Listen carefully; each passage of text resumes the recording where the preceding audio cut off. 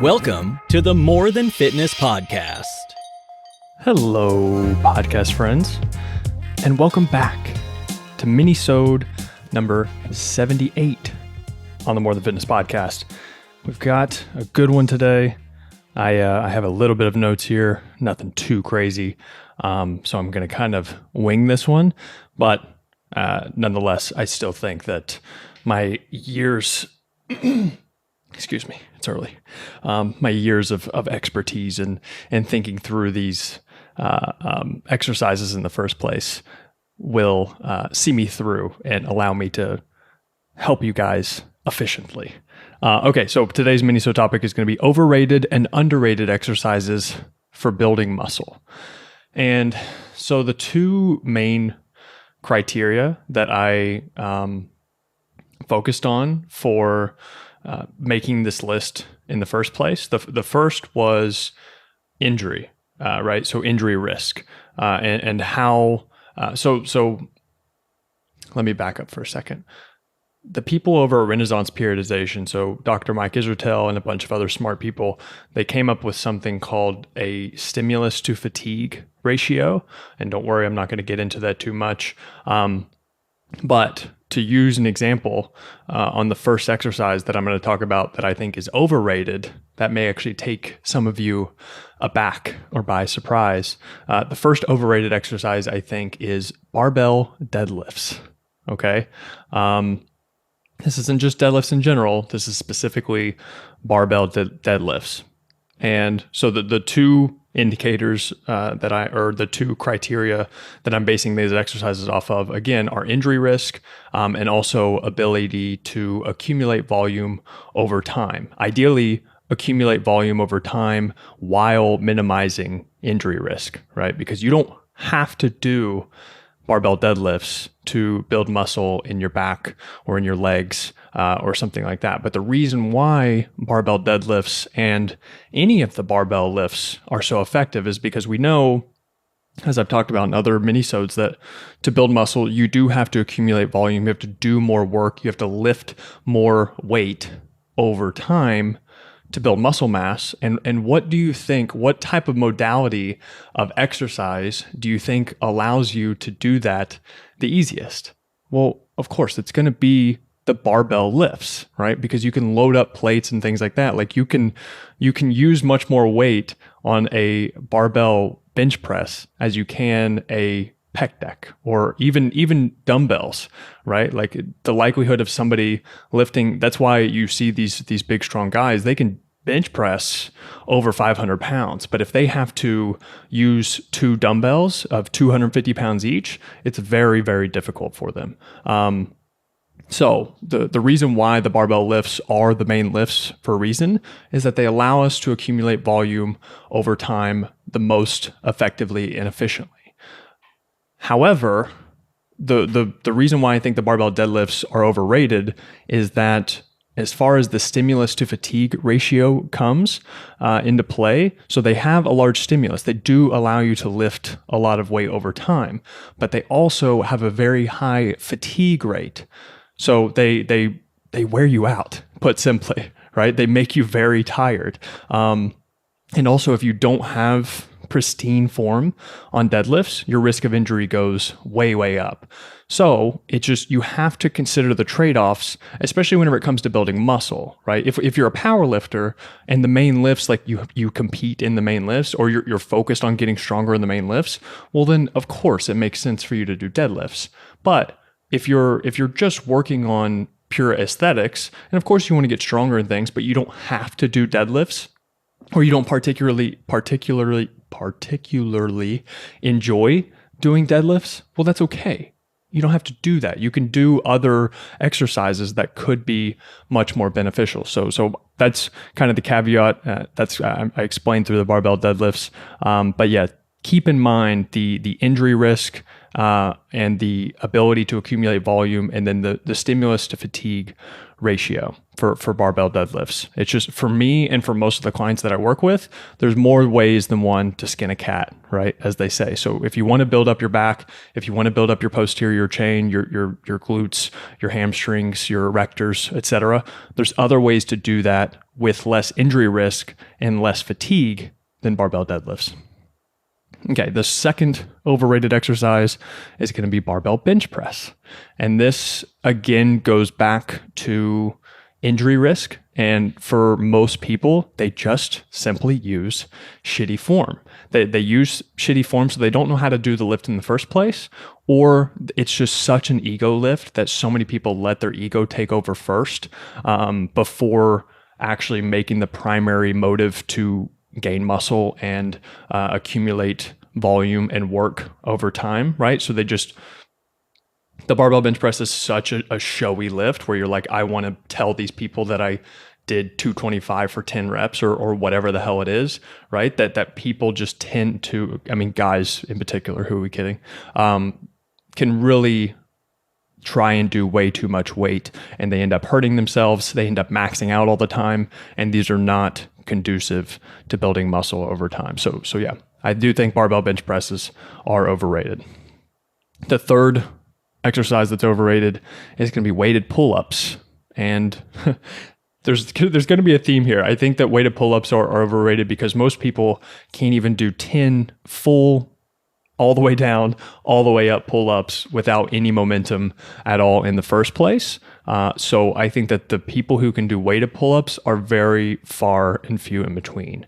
I think that, again, it kind of goes back to the people lifting with their egos. They think that it does look cool. If you see some jack dude doing weighted pull-ups or whatever, it's like, it looks really cool, sure. However, I would say from a joint perspective and from an overall, like, if you're trying to do pull-ups for lats and you're not doing them correctly, well, then you're just wasting your time, really. You're just doing a very mediocre arm exercise, right? And you're getting a very subpar results on your back. So again, if your goal is to build muscle, there's many other ways to do that. You would be better off targeting your lats with a lat pull down with very good technique, as opposed to trying to muscle up and do weighted pull-ups or whatever you want to flop around and whatever those pull-ups you want to call it, right? So the third one would be weighted pull-ups. The fourth overrated exercise is going to be heavy shrugs. And again, this is definitely a trend. There's injury risk, and then people are just, their egos just get ridiculous. Heavy shrugs is another one where it's just the range of motion that people end up using is just terrible. And we know with building muscle, the rep range is like, if you want bigger traps and things, that doesn't mean that you have to do, no matter what that T Nation article or some bro told you in the gym or whatever, you don't have to do heavy shrugs to get big traps, right? There's so many other ways to do it. And whenever they do the heavy shrugs in the first place, they're just basically risking a bicep tear because the range of motion is so short, and they're also most of the tension is just going on their biceps because they're just kind of flopping around like a fish, and they're not actually stimulating their traps. And so instead, because for some of these in the underrated exercises, these are kind of like other exercises that you could do instead. So for the heavy shrugs instead, I'm a big fan of the Smith machine actually for shrugs because it allows me to take more of the stabilization movement out of it, and I can really get a full stretch and shorten with the muscle. So I can get a full range of motion without worrying too much about stabilizing the weight, and it just feels really good and makes sure that I'm always keeping that bar path exactly the same every single time. So I can focus on squeezing all the way up to my ears and then letting it fall all the way back down and getting a full stretch. And there's no reason at all to just light that thing up with weight because you're probably not even feeling your traps in the first place. You're probably just working your biceps and your neck. So Yes, that is the fourth one. The last overrated exercise is going to be dumbbell front raises. Now, this one isn't because of ego or injury prevention or anything like this. I think that if you want to, and real quick, just as a caveat, all of these exercises are okay whenever you understand their place and you do them with proper technique and keep your ego in check. I want to make sure that that is clear. It's not that these exercises are bad, but for most people, they can be very overrated. So with the front raises, you have to think you're targeting your front delts, and the highest that you can probably use on front raises is going to be, like 20 to 30 pounds, maybe, for most people. And it's just like, why not just instead do like 30 to 40 pound vertical presses, right? Like shoulder presses. You're still hitting the same muscle, except you can use much more load and tension and actually probably put the shoulder in a safer and less vulnerable position than doing dumbbell front raises. So I don't typically love front raises unless I put them in at the end. So I wouldn't worry about those. Okay, and we're at 10 minutes, so I'm going to run through the underrated exercises very quickly. Underrated exercises, and this kind of just, I stated everything that I want to state in the overrated exercises to show you why these underrated exercises are underrated. So the first one would be trap bar deadlifts. I love trap bar deadlifts because you get a little bit more quad involvement in it as well. You put your back typically in a safer position, especially if you don't have great technique in the first place. The trap bar deadlift, where you're kind of in the center of the bar. This is the bar that looks like a little hexagon, basically, and you stand in the middle of it. Well, if you don't have proper technique on it, you're going to feel very unbalanced. So it kind of forces you into that position to have good technique. So trap bar deadlifts is the first underrated exercise. The second underrated exercise is going to be slight incline dumbbell bench press.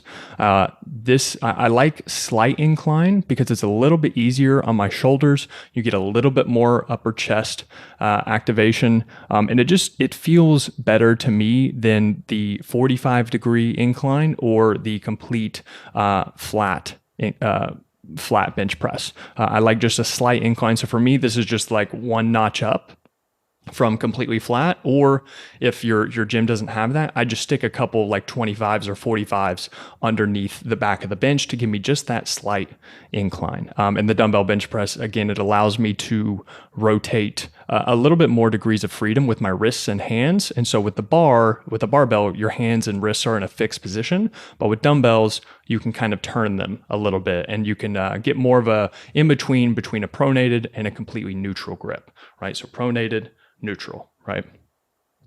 The third underrated exercise is going to be chest-supported dumbbell rows. Excuse me. Chest-supported dumbbell rows, I think, are great because you do have the chest support to make sure that you don't swing and use any momentum.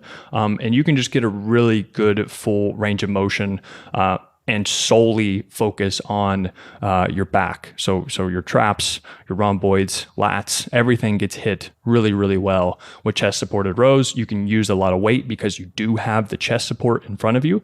And also your injury risk is very, very low of these. The only thing it's kind of a bitch to set up, which brings me into my next one, which is an underrated exercise, which is dumbbell split squats. Now, I say it's underrated for muscle gain. It doesn't mean they don't suck shit. I hate dumbbell split squats. I hate it more than anything.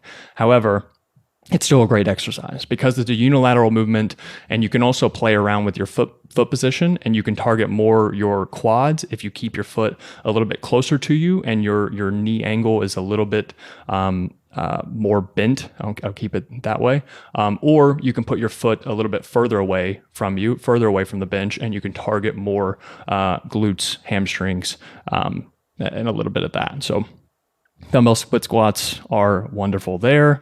And then the last one is assisted pull-ups. So I do like assisted pull-ups with the machine, possibly even a band. Again, this allows me to get a lot of the benefits from doing pull-ups, except I just use the very minimum effective dose of weight that I want to use to just give me a little bit of a push up. And I make it as hard, or I make it as hard as I can without making it easy. if that makes sense. So use the minimum effective dose with the weight, and assisted pull-ups will help you build your lats way better than doing weighted pull-ups like a jackass ever will.